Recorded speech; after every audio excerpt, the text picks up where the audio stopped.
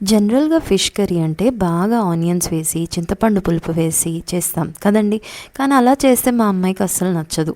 So, నేనెలా చేస్తే మా అమ్మాయికి నచ్చుతదో ఆ వెరైటీని మీతో షేర్ చేస్తున్నాను. మరి రెసిపీలోకి వెళ్ళిపోదామా? హలో ఎవ్రీబడీ, నేను Sujini. Welcome to my channel salt and Sujini, my daily cooking vlog. పావు కిలో అపోలో బోన్లెస్ ఫిష్ తీసుకున్నానండి. దాన్ని కొంచెం ఉప్పు, పసుపు, నిమ్మరసం అలాగే ఇంగువ వేసి ఒక హాఫ్ అన్ అవర్ మ్యారినేట్ చేసుకున్నాను. సో ఇంగువ వేయడం వల్ల మనకి ఫిష్ వాసన అనేది ఎక్కువ ఉండదన్నమాట. అలాగే ఆవాల నూనె ఒక 2 టేబుల్ స్పూన్స్ తీసుకున్నాను. కాస్తంత నల్ల జీలకర్ర లేదా కలోంజీ గింజలు అంటారు కదా, అది వేసుకున్నా. అది కొంచెం చిట్పట్లాడిన తర్వాత అల్లం వెల్లిపాయ పేస్ట్ వేసుకున్నానండి. పచ్చి వాసన పోయే వరకు మంచిగా వేయించుకోవాలి. ఆ తర్వాత 2 పెద్ద సైజు టమాటాలు చిన్నగా చాప్ చేసి వేసుకున్నాను. దాంతోపాటే కాస్త పసుపు, ఉప్పు కూడా వేసుకున్నానండి.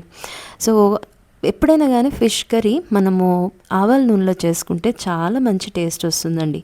సో ఈ టమాటాలు మంచిగా మగ్గే వరకు మూత పెట్టి మనము ఉడికించుకోవాలి.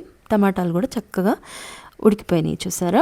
సో ఇప్పుడు ఎక్కువ మసాలాలు ఏమి ఉండవండి కర్రీకి అయితే మాత్రము. కాస్తంత ధనియాల పొడి, జీలకర్ర మెంతుల పొడి ఒక 3/4 టీ స్పూను, అలాగే కాస్త కారము, ఇంకా కొంచెం అంతా ఒక్క 1/2 టీ స్పూను షుగర్ వేస్తున్నానండి.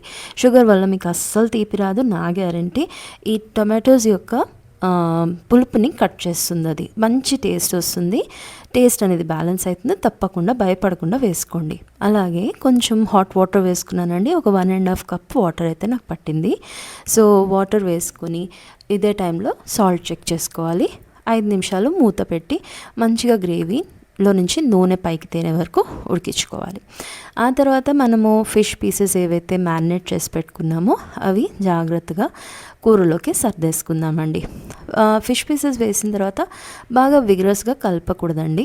జస్ట్ లైట్గా గరిటతోటి జస్ట్ పీసెస్ అన్నీ కూడా డిప్ అయిపోయేలా చూసుకుంటే సరిపోతుందన్నమాట. సో ఒక్కసారి నీట్గా సర్దేసి మూత పెట్టుకొని 10 నిమిషాలు మనము ఉడికించుకుంటే కూర అనేది రెడీ అయిపోతుంది. చూసారు కదా, ప్రాసెస్ అసలు ఎక్కువ ఏం లేదు, ఇంగ్రీడియంట్స్ కూడా ఎక్కువ ఏం లేవు. సో చాలా ఈజీగా అయిపోతుంది అండ్ టేస్ట్ అల్టిమేట్ ఉంటుందండి. మా అమ్మాయికి ఎందుకు ఇంత నచ్చుతుంది అనేది నాకు తిన్నప్పుడు అర్థమైందనమాట. సో రిపీటెడ్గా ఇదే రెసిపీ ఆమె తినేది. సో మీరు కూడా ఒకసారి ట్రై చేసి చూడండి. ఓకే, సో అంతేనండి. లాస్ట్లో మంచిగా కొత్తిమీరతో మనం ఫినిష్ చేసుకోవడమే. కొత్తిమీర మస్ట్ అండి, మంచిగా వేసుకోండి.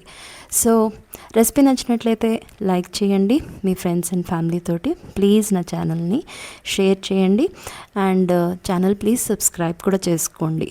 ఓకే, సో మరో రెసిపీలో కలుద్దామండి. Thank you for watching.